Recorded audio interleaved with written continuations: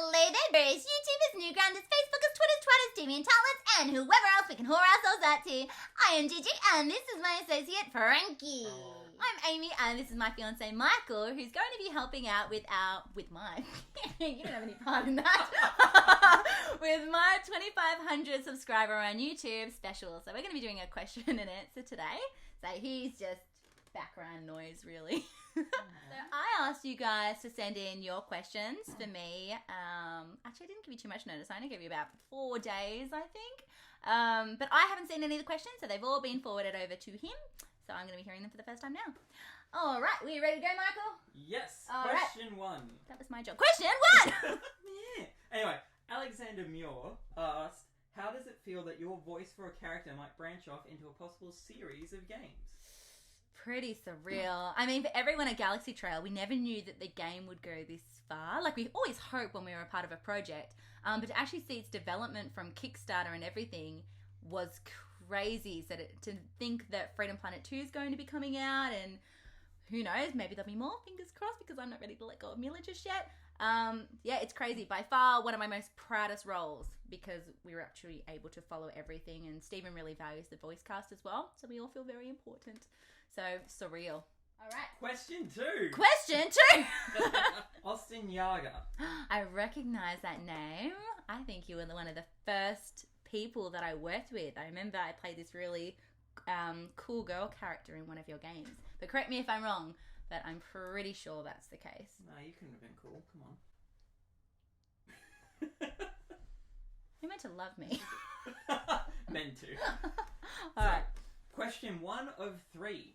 Mm-hmm. VAs often participate in a number of projects, jobs, etc. concurrently. Is it a challenge keeping track of all the different teams you work with, schedules you work by, and characters you act as?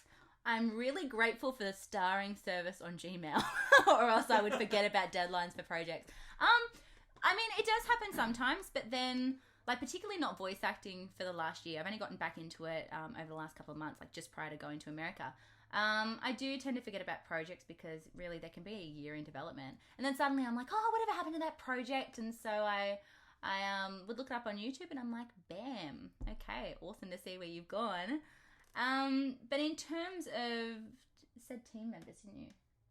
Teams, the people you've worked with. projects, Oh, yeah. people you So the work people you've worked with as well. So it's pretty cool because you basically got them on social media anyway. So as soon as I'm a part of a project, I like them so I can track it. I think that's really vain. I've just realised how that sounds. But it's so I don't make that mistake too. So yeah, so generally all it takes is pops up on my newsfeed on Twitter or Facebook and I'm like, oh yeah, so I remember you guys. So I don't really forget too many of them, which is pretty cool. But it's always a nice surprise when you just see it pop up again and you're like, oh yeah, you guys. It's awesome to see where you've gone. So Question 3! Austin Yaga, question 2 of 3. Yeah. Based on Strife's tweets, it appears FP2 doesn't have much story implemented yet. However, voice recording is already taking place. Exciting! Are you worried that, should the cutscenes be prototyped and changed later, lines might need to be re-recorded? God, I hope not. I'm back in Oz now. I mean, that almost did happen when I was recording at Okratron. Basically, we had the 3 day... 3 days and I got it done in 2 and then we were watching somebody else record and we actually got a message from Stephen and was like, oh, we forgot to record one thing for Mila, so we were actually taking a flight that night, so it was really lucky that we were still there. So it almost did happen, but we were pretty fortunate because obviously I can't record from home. The whole idea was that we wanted consistency, so yeah, it was pretty lucky, but I'm hoping there's no extra changes. I hope he was happy with them. Question 4. Aimee, question 3 of 3 from Austin Yaga. Mm-hmm. What is the essence of Super Dogdom and how does one upgrade to Ultra Dog? Thanks and best of luck on the game, Austin Yaga. Oh, that's nice to end it that way. Well, Mila is a super dog. Is she an ultra dog? Well, that's the question, isn't it? How does she ascend to Ultra Dogdom? Ooh, ascend. I don't know. So she has this move when she flies in the air. She goes, ha! Ha! So she's a super dog. So we all like teamed at the puppy float. It kind of just reminds me of those ice creams at Macca's, like the soda spiders. Well, it does, because the ice cream floats. You know what I mean? But Can you help me answer that? How do you ascend? How do you ascend? Yeah. Well, maybe it's just get the puppy float down. You need to master that first to be a super dog. Yeah. And then you actually learn to properly fly in ultra dogdom. That could be it. Could be a power up or something. Yeah, so maybe more of a glide. So she's a really good floater right now, but she kind of does that and then she drops. So maybe she like... Yeah, you need to just stop falling. Just figure that out and you'll be alright. Stop falling. Got it. Yep, there we go. Don't fail. Don't fall. Don't fail. All right. Thank you, Austin. Oh, wait, question 5. Sorry. Question 4 of 3 from Austin. He's not done yet. What is the Australian VA scene like?